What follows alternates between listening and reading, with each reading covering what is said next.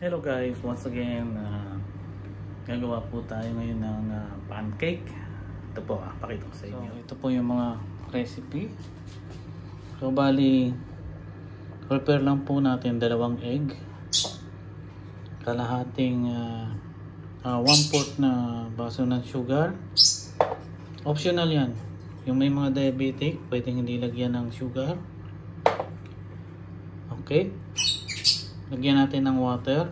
Depende sa dami, pero mas maganda kung half lang po na water. Pero dahil 2 egg tayo, kaya 1 basong water. Tapos kalahating basong milk. Tapos flour po, 1 baso. Baking powder. So pwede pong lagyan ng pwede pong hindi lagyan ng baking powder, nasa inyo na po 'yon. Tapos instead na oil ang lalagay natin is ito,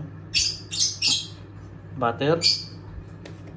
Lulusawin pa natin yung butter. Tapos salt. Ang salt po ay kalahating kutsarita. Okay, ang baking powder po ay kalahating kutsarita. Yan po ang pag-apply ng pancake. Okay, paano i-apply ang pancake, paggawa ng pancake. Okay, so ito na yung ating mga recipe. Ayan po. Unahin na po natin ang tubig. Okay, tapos gatas. Lagyan po natin siya ng baking powder. Pwede pong walang baking powder, nasa inyo na po. Tapos salt. Yan po. Okay. Tapos bago natin ilagay ang itlog, durugin muna natin siya, haluin para mas maganda. Yan. Pwede natin siya ilagay. Okay. Yan po. Tapos haluin natin. Yan.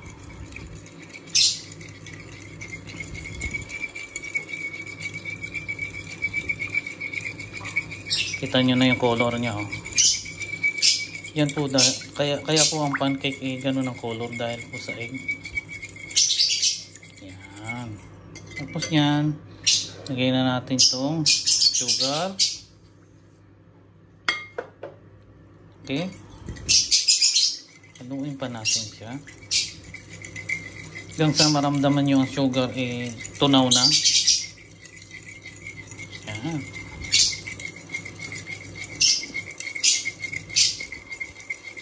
Marami po itong gagawin kong pancake. Okay. Yan. Tapos, ilagay na po natin ang flour. 1 basong flour. 1 basong flour yung nilagay ko. Pero, kung 1 egg lang ang apply nyo, kalahating basong flour lang. Okay, kalahating basong flour. Tapos, di ganyan na, di ba? Nahalo na natin. Ngayon, ilagay na natin si oil. Cooking oil pwede. Pwede rin na kahit na anong oil pwede. Ito kasi mas para malinamnam. Kasi dito sa ibang bansa ginagamit kasi nila paggawa ng cake batter. At saka margarine. Yan po. Wala tayong machine para pang ano lang naman to, pang masa itong gawa natin.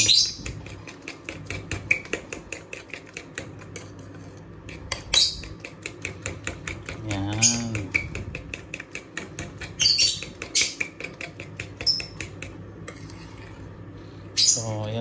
Nagkakita na siya, oh.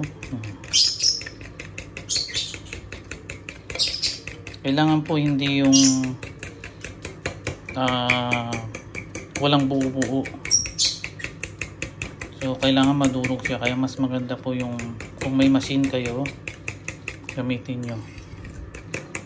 Pero kadalasan lang naman po is ganito lang po, kinakamay nila.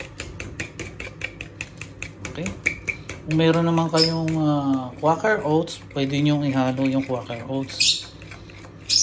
Yan po. Ito hindi pwede sa akin kasi may asukal.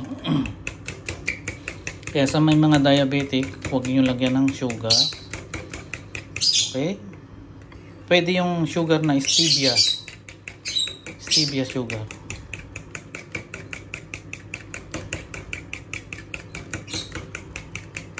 Yan. So, yan. Tingnan nyo. Wala na yung buo-buo, diba? Kaya pwede na natin siyang lutuin. Okay. So, ready na natin yung ating paglulutuan. Yeah.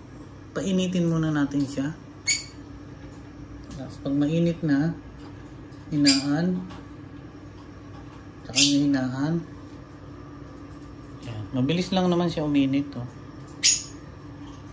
Yeah. Hinaan yung konti. Yeah.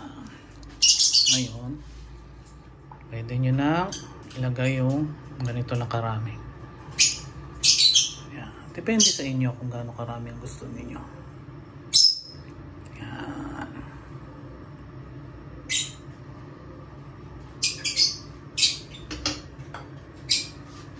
Okay. So, papansinin nyo itong itaas, makikita nyo naman siya na maluluto yan. Magbabago yung kulay niya, parang magiging tuyo na siya bago nyo siya balik ka rin. Okay? Yan. So ayan, amoy nyo na siya, diba? So balik ta rin nyo naman. Yan.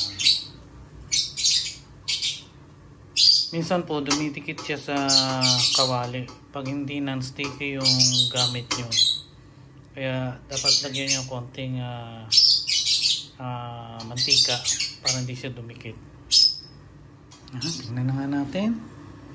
Okay, pwede na to. Oh, pancake na siya, di ba? Tapos, lagyan na natin siya rito. Yan. Wow. Tapos, lagay ulit tayo ng ganun karami. So, kailangan po ang inyong paggawa ay malapot para po hindi siya kumalat dito. Kasi pag po malabnaw, kakalat po siya. Okay? Tingnan natin. Yan. At saka ano siya, makapal.